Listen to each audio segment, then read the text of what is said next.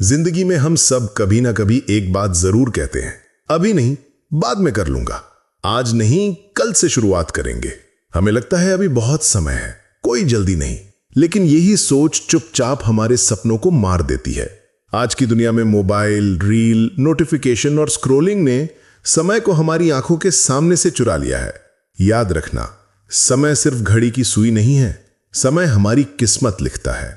जो समय की इज्जत करता है वही ऊपर पहुंचता है, और जो समय को हल्के में लेता है वो एक दिन पछतावे की आग में जलता है। अगर तुम अपनी जिंदगी का एक भी मौका मिस नहीं करना चाहते तो इस कहानी को पूरा सुनना, क्योंकि ये सिर्फ कहानी नहीं, एक चेतावनी है। एक छोटे से गांव में आरव शर्मा नाम का एक लड़का रहता था। आरव बहुत आलसी था। हर काम को कल पर छोड़ देना उसकी आदत बन चुकी थी। पढ़ाई हो, जिम्मेदारी हो या जिंदगी के फैसले, वो हर चीज टाल देता था। धीरे धीरे वो अपने दोस्तों से पीछे रहने लगा। घर वाले समझाते, शिक्षक डांटते, लेकिन आरव के कान पर जूं तक नहीं रेंगती। उसे लगता अभी कौन सा सब खत्म हो गया है, देख लूंगा बाद में।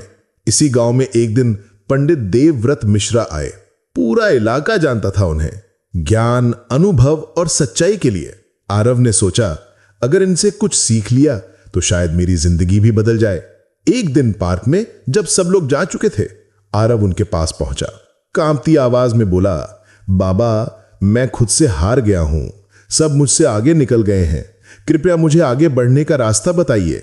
देवव्रत जी ने उसकी आंखों में देखा और शांति से बोले, बेटा, तू रास्ता नहीं, समय खो रहा है, और जो समय खोता है वो जिंदगी भी खो देता है। फिर उन्होंने कहना शुरू किया, बहुत पहले की बात है, राजा विक्रमादित्य नाम के एक नेक और दयालु राजा थे। एक दिन उन्हें अपना बचपन का मित्र मिला, नाम था सोमनाथ। कभी होशियार रहने वाला सोमनाथ आज बेरोजगार, गरीब और समाज में अपमानित था।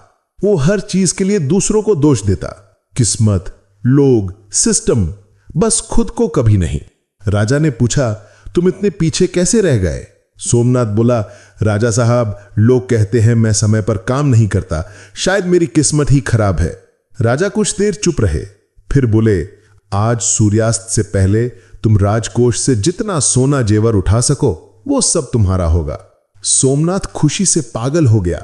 घर जाकर बोला, आज हम अमीर बन जाएंगे। लेकिन बोला, पहले थोड़ा खा लूं, अभी भूख लगी है। खाना खाकर बोला, थोड़ी देर सो लूं, अभी बहुत समय है। नींद गहरी हो गई। जब उठा तो बोला, अरे अभी शाम कहां हुई है, रास्ते में गर्मी लगी, इस पेड़ के नीचे थोड़ा आराम कर लेता हूं। हवा चली, आंख लग गई। जब आंख खुली, सूर्य डूब चुका था। सोमनाथ भागता हुआ महल पहुंचा, लेकिन दरवाजे बंद हो चुके थे। वो जमीन पर बैठकर रो पड़ा। उसने सब कुछ गंवाया, गरीबी की वजह से नहीं, टालने की आदत की वजह से। कहानी खत्म करते हुए देवव्रत जी ने आरव से कहा, बेटा, राजकोष हर दिन नहीं खुलता, जिंदगी भी हर मौका बार बार नहीं देती। आरव की आंखें भर आईं। उसे समझ आ गया, समय चला गया तो वापस नहीं आता। उस दिन के बाद आरव बदल गया। काम टालना बंद किया, समय पर मेहनत करने लगा। धीरे धीरे इज्जत मिली, आत्मविश्वास आया और सफलता ने दरवाजा खटखटाया। हकीकत में भी समय सोने से ज्यादा कीमती है। ट्रेन 1 मिनट लेट हो जाए तो मिनट की कीमत पता चलती है। इम्तिहान में फेल हो जाए तो साल की कीमत समझ आती है।